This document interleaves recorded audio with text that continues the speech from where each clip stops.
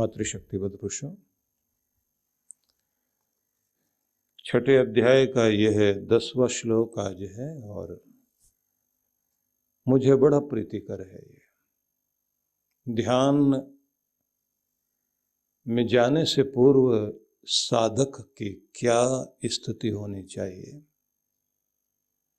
वह जो प्रभु से जुड़ना चाहता है उसे किन चीजों को अपनाना चाहिए। तो 6 चीजें भगवान श्री कृष्ण ने कही और आगे जाकर उन्होंने यहाँ तक भी बताया कैसा आसन होना चाहिए, कैसा आहार होना चाहिए, कैसा व्यवहार होना चाहिए, कितनी नींद तुम्हारी होनी चाहिए और किस तरह से संसार में आप रहोगे। ये अध्याय बहुत अद्भुत अध्याय है। हमारी इच्छा थी कि हम बहुत जल्दी से इसे पूरा करेंगे, लेकिन फिर न्याय नहीं हो पाता, तो इसलिए आइए श्लोक को आप पहले ध्यान दें।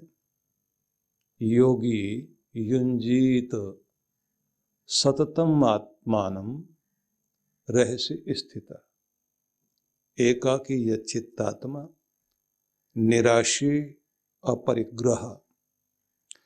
पहले अर्थ समझ लीजिए कि योगी को चाहिए, साधक को चाहिए कि वह एकांत में बैठकर अपने आप को वश में रखते हुए और सभी प्रकार की इच्छाओं से मुक्त होकर किसी परिग्रह, धन संपत्ति, साज सामान की कामना न करते हुए अपने मन को परमात्मा में एकाग्र करे।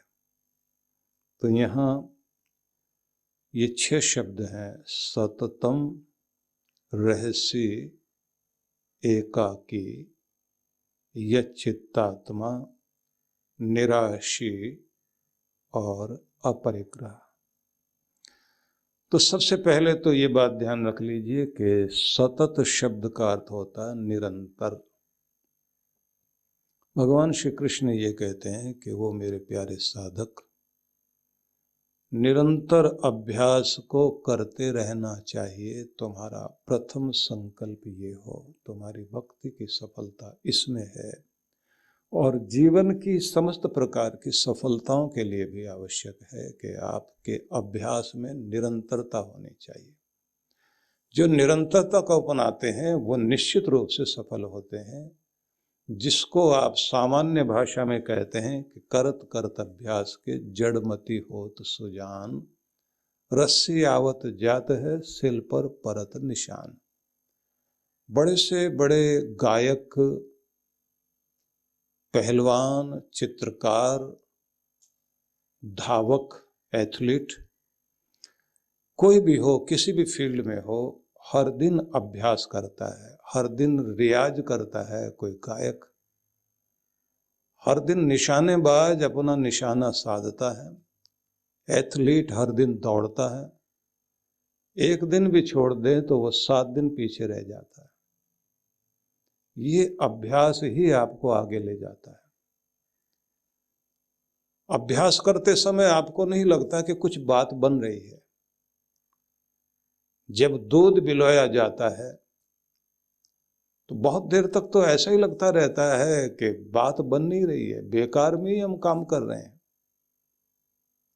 लेकिन वो एक चमत्कारी घटना घटती है जब दूध में से, उस दही में से छलक करके मक्खन का एक बड़ा सा बिंदु उभर कर आता है। क्योंकि बचपन में हम लोग देखते थे कि माँ के कंधे के पीछे जाकर खड़े हो जाते थे और कभी कभी कंधे पर अपना सिर रखकर खड़े हो जाते थे और माँ दूध का बिलौना करती थी, दही को मथ रही होती थी, मथानी चल रही होती थी। तो जिस समय वो मथानी चला रही है, लगातार चला रही है, तो हम लोग थक जाते थे कि इतनी देर लग रही है। क्योंकि हम लोगों को वो एक चाव होता था कि मक्खन निकले और फिर वो बर्तन के ऊपर, मिट्टी का बर्तन, उसके ऊपर थोड़ा सा मक्खन लगा दिया जाए और वो फिर हम उठाएं उंगली से और उसको खाते हुए सामने खड़े हों। और माँ हमें देखे। वो लाड़ से जब देखती थी और हम उसको खाते थे मक्खन को, तो अपना एक स्वाद था। लेकिन वो घटना बड़ी अद्भुत थी कि जब आप लगातार मथ रहे हैं, माँ मथ रही है उसे, और वो एक समय आता था कि जब मक्खन प्रकट होता था। आपका अभ्यास जब चल रहा होता है तब बोरियत लग सकती है कि कुछ बात बन नहीं रही। आप हर दिन बैठ रहे हैं तो आपको लगता है कुछ बात बन तो नहीं रही। लेकिन ये बात ध्यान रख लीजिए कि पत्थर तोड़ते हुए मजदूर की हथौड़ी जब पत्थर पर लग रही होती है, 10, 20, 30 तक पहुंच गई, उसका भरोसा बड़ा अद्भुत होता है। उसे पता है कि टूटना तो इसको है ही, और 31वीं चोट पड़ते ही वो टूट जाता है। वो 31वीं चोट तोड़ती है, लेकिन ये बात ध्यान रखना, 30 चोटें जो हैं वो भी अपना काम कर चुकी हैं, तभी तो 31वीं से टूटा है। निरंतर का अभ्यास, श्री कृष्ण कहते हैं कि मेरे प्यारे साधक, निरंतरता को कभी छोड़ना नहीं। लगातार लगातार लगातार लगातार। जिसको उपनिषदकारों ने इंद्र के उपदेश में रोहित को जब उपदेश दिया तो उसमें शब्द बोला, चरे वेती, try again try again try again, कोशिश जारी रखो, फिर से दोहराते रहो।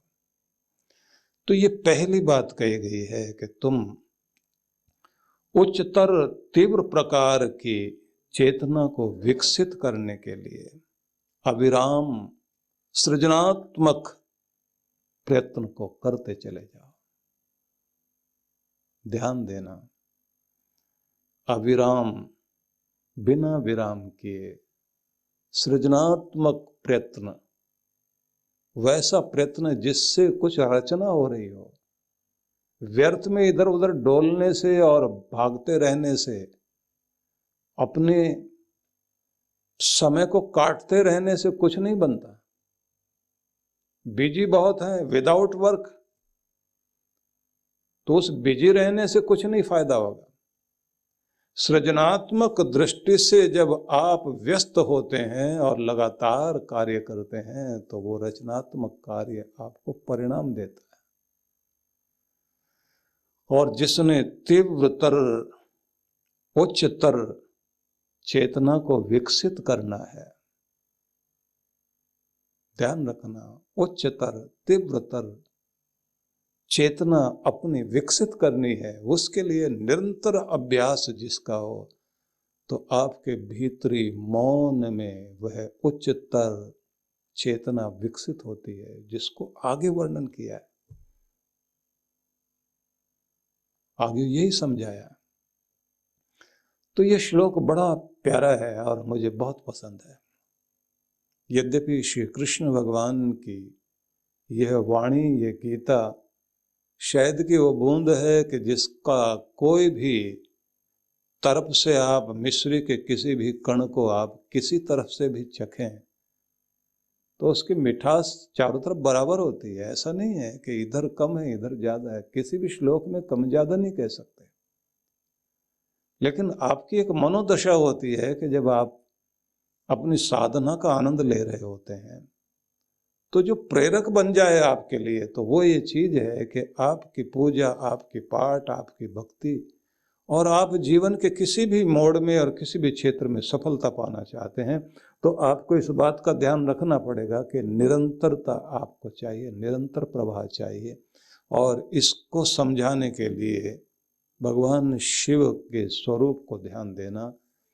शिव जी की पिंडी पर लगातार गिर रही जलधारा या फिर जटाओं में बहती हुई गंगा की धारा युगों युगों से लगातार बहती जा रही है। यही है भक्ति का प्रवाह जो निरंतरता का द्योतक है। इसलिए पिंडी के ऊपर, शिव की पिंडी के ऊपर जो कलश लगाया जाता है उसमें से बूंद बूंद लगातार शिव की पिंडी पर गिर रही होती है। भगवान ये कह रहे होते हैं, मेरे प्यारे भक्त, अगर तू मुझे पाना चाहता है तो तेरी निरंतरता की आवश्यकता है, तभी बात बनेगी। भले ही तेरा प्रयास बूंद भर हो, लेकिन लगातार होना चाहिए। बहुत अद्भुत संदेश है ये। और फिर ये भी कहा गया है कि ये सृजनात्मक प्रयत्न चाहिए तुम्हारा, लेकिन निरंतर चाहिए, और इसलिए चाहिए कि तुम लक्ष्य बना चुके हो कि तीव्रतर, उच्चतर चेतना को विकसित करना चाहते हो अपने भीतर। अगला शब्द देखिए, सततम के बाद हम एक दूसरा शब्द पकड़ें, रहस्य स्थिता। अब वो कहते हैं कि ये अभ्यास निरंतर जारी रहना चाहिए, लेकिन कहाँ? एकांत में। रहस्य मतलब एकांत। साधक को कोई ऐसा एकांत स्थान चुनना चाहिए जहां प्राकृतिक वातावरण शांतिदायक हो और वो आपकी मदद करे परम की ध्वनि को सुनने के लिए, अंतर वीणा को सुनने के लिए, अंतर्नाद को सुनने के लिए। तुम्हारा वातावरण भी तुम्हें मदद करे, इसलिए अपने एकांत का चयन जरूर करना। एक स्थान पर आप लगातार बैठें, अपने आसन को साधें, ये बहुत आवश्यक है। और मैं शीघ्रता से बताता हूँ क्योंकि व्याख्या 6 शब्दों की तो पूरी होनी चाहिए। तो नदी का किनारा, पर्वत का शिखर, या आपके घर में ही कोई ऐसा हिमालय वाला स्थान बना लीजिए अपना। आपने पहाड़ नहीं बनाना, अपने कुटिया बनाइए, या कोई ऐसा स्थान रख लीजिए कि जहाँ पर आप चारों तरफ से हिमालय के चित्र वगैरह लगाएं, नदी पहाड़ वगैरह के चित्र लगाएं, और अनुकूल वातावरण बनाकर, पवित्र वातावरण बनाकर हर दिन वहाँ बैठा करें। ना ज़्यादा गर्म ना ठंडा, ताज़ी हवा का आना जाना हो।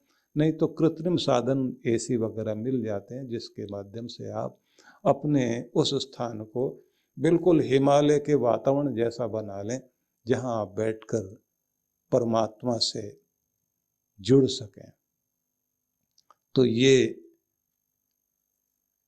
एकांत स्थान का चयन, ये दूसरी बात हुई। अब तीसरी बात और उन्होंने कही है, वो भी अद्भुत है, अकेला बैठना। एकाकी मतलब अकेले। परम के शांत स्वर को सुनने के लिए साधक को अकेला होना है। साधना, पूजा पाठ, गीत भजन में आप सामुदायिक प्रार्थनाएं कर सकते हैं, लेकिन ध्यान में अकेले बैठ सकें और अंदर से भी अकेले हो सकें, इसको भी ध्यान में रखना है। वृंदावन ध्यान साधना शिविर।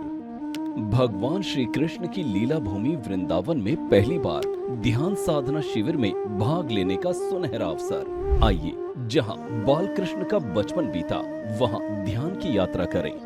परम पूज्य सद्गुरुदेव श्री सुधांशु जी महाराज एवं डॉक्टर अर्चिका दीदी जी के पावन सानिध्य में श्री कृष्ण ध्यान योग 12 से 16 नवंबर 2025। स्थान विजयंती धाम, जगत गुरु श्री निम्बारकाचार्य द्वार के पास, छठी करा रोड, वृंदावन, उत्तर प्रदेश 281121। आयोजक विश्व जागृति मिशन।